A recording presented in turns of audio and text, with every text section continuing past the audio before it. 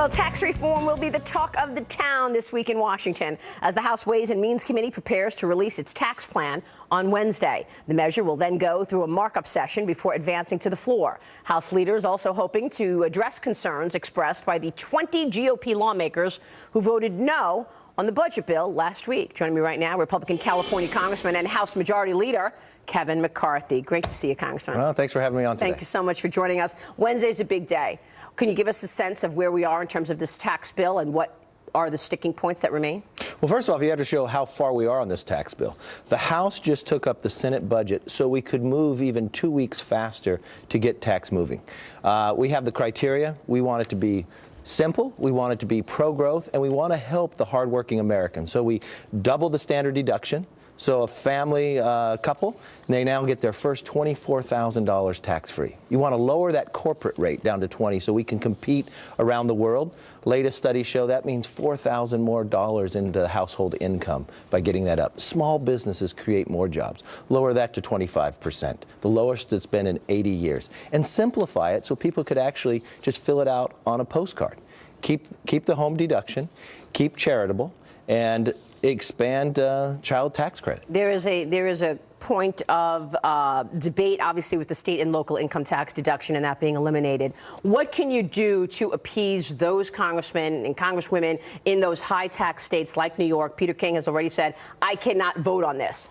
Well, the one thing I'm from one of those, and I'm even a higher one. I'm from California. Right. And a lot of that happens to do with the state politics, more liberal, raising taxes and having the federal government write it off. What you really want to look at, and we've been sitting down with all those individuals, Kevin Brady, numerous meetings, and there's been a lot of great ideas they proposed, looking at dealing with the property tax portion.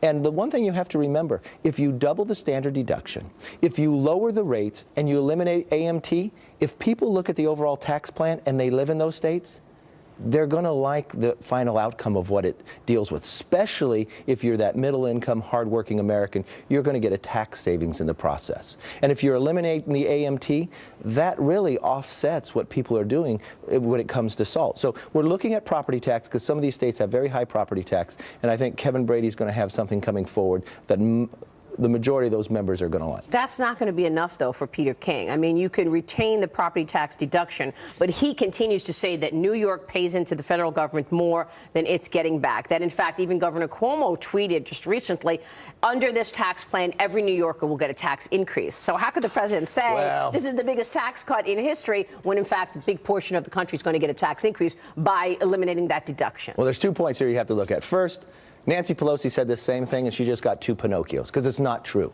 because it actually helps the middle class. Secondly, I come from California. The argument is you're not getting back your federal money. Well, first of all, California and New York, they have to live within their means. Federal government borrows, so they spend more than they actually bring in. Secondly, what you really look at, the biggest payments that are going out are to Medicare and Social Security. So if you come from a state that has an old population, you're going to get more than what you come from, more than what you pay in.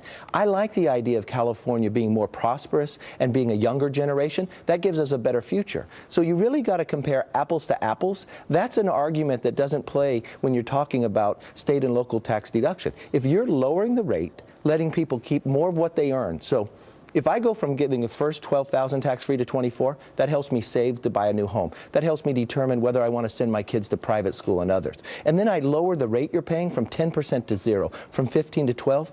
I'm actually keeping more of my own money. So it offsets any difference when it comes in SALT and actually lets me keep more and grow the economy. Is there a way that you could sort of adjust that to a cap on certain income? So if you make more than $200,000, then you will not be able to deduct that. But if you make below $200,000, you can, in fact, keep that deduction. Or you're just not generating enough revenue to put caps in place. Well, we want to look at overall. And the one thing you have to remember, only about a third itemize. After we raise the standard deduction, fewer will itemize in the process too, because they'll have a better savings. We were looking at the property tax. There's a lot of different ideas going forward. I say, let's look to see what Kevin Brady brings out on Wednesday. But the one thing that is very important, those members that come from the state, they have been so productive in expressing what their districts are looking at. We've been looking at the numbers. They've been expressing what they want to see. And I think at the end of the day, their voice is being heard in what we're able to put forward for them. Do you want to change contributions into a 401k? No, I think 401ks are very important. What we're going to find out in ours, we're going to raise the amount that you could put in. The more that individuals can invest their own money, the better off we are in the long term. They have more capital, they can protect themselves in the future, and they're not looking to government. I mean, is that a real significant amount of money that you can save? I recognize you're talking about a budget that was $500 billion overspending. The next year's budget, $500 billion overspending. You need to look for as much money as possible to pay for these tax cuts. But are you really going to get sizable money by doing anything to change 401ks? No, look, the way we're going to deal with 401ks, there's two different ways to do it. Einstein said there's only one miracle in this world, the time value of money. So the more that you could put away earlier, the more you'll have later. And if you can do it and not be taxed later on, there is a way to make the Americans more self-insured, have greater resources. So the way we'll look at the 401k, we will protect it, we'll expand the amount that you can invest, but we'll also give you an option to actually not be taxed later in life, not to have that tax burden hovering over you in the future, but actually have greater income in the future. Some of the issue is that you've had all of these surprises in the budget, right? I mean, you had to give money, the U.S. gave money to Puerto Rico, Texas, Florida, California wildfires. You're just back from Puerto Rico. Tell us about what you saw. I went down to the Virgin Islands, to Puerto Rico and Key West. It was a bipartisan trip. It's devastating because Puerto Rico we were dealing with even prior to getting hit by 2 hurricanes. Their grid system is the probably the oldest one, the least efficient, and one that we need to not rebuild as is, but put a new 21st century grid system in there. We went further into the interior than any congressional delegation has gone. I'm looking at you here on this plane overseeing the Florida Keys. And this is bipartisanship. That is the Democratic whip, Steny Hoyer, and I. We're actually flying up in the air. That's a Coast Guard plane where they opened up the back and they let us hang out to actually look at the damage to get a real view going low about 1,000 feet. It is devastating what is caused down there. And what you really want to look at, we would look at certain areas that have been wiped out, but a house next door survived perfectly because of new building standards. The building standards matter. So when we go back and make investments here, we should prepare ourselves that there'll be a future hurricane sometime in the future. It's happened before and it'll happen again. But we should prepare ourselves so we're not repaying the exact same thing. Yeah, I mean, in terms of more money going out, I mean, can you actually now look out to say, okay, this is what we're spending, or you have no idea? These are open questions in terms of spending. Well, we're working closely with Mick Mulvaney at OMB. We're working closely with the governors in those states as well, in the territories. We want to make sure that it's effective, efficient, and especially transparent. We need accountability, but we want to do what's right. But we want to help these individuals just as any other American when they're injured as well. Let me end where I began, and that is tax reform. Lindsey Graham this week said it's going to be a different Republican Party if we don't get this done. If you don't get this done by the end of the year, are you expecting that you lose the election in 2018? Look, you should not vote based upon whether you think you win or lose an election. Just do what's right for the American people. Put people before politics. And the one thing I have watched in the last 8 years, growth has been so low. It's some of our worst years ever. Bill Clinton's worst year, his growth year, was higher than Barack Obama's best year. We just went through our second quarter of having 3% growth.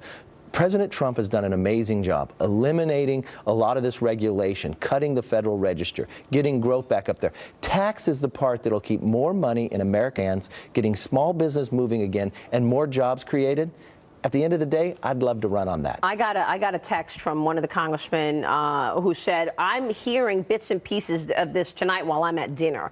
And there's a story on Politico that says GOP tax bill shrouded in secrecy. Are you going to have another situation where we saw in healthcare where nobody knows what's in this bill until Wednesday, and then there's all of these fightings? You've got the real estate lobby saying, look, we don't want you to make all of these changes in terms of the real estate business.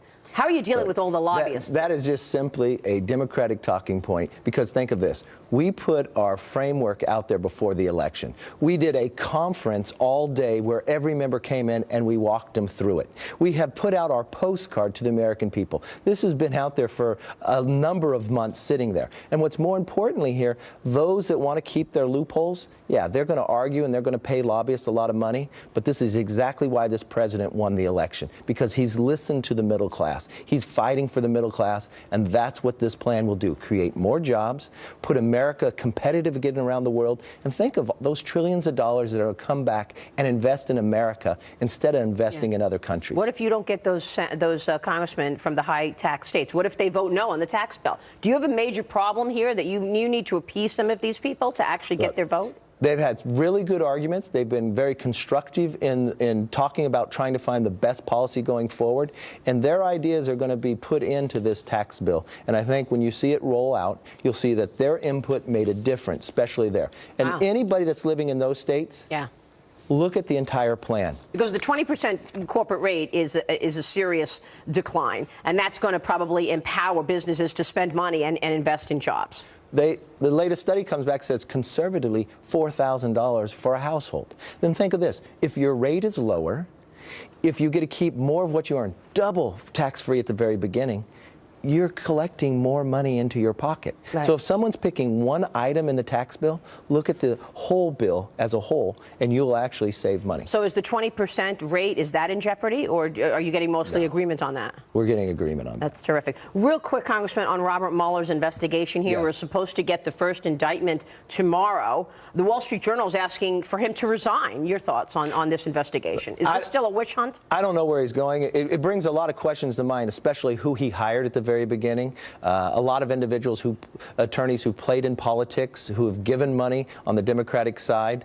The one thing I do know for sure, let the investigation go where it may. This president won the election solely on that he connected with the American people. No other influence involved. Yeah. But the idea of what I've watched, what the Democrats have been doing, raises a lot of doubt of what they played in this election. It sure seems that way. Good to see you, Majority Good to see Leader. you. Great to see you. Kevin McCarthy, Congressman, the Majority Leader in the House. We will take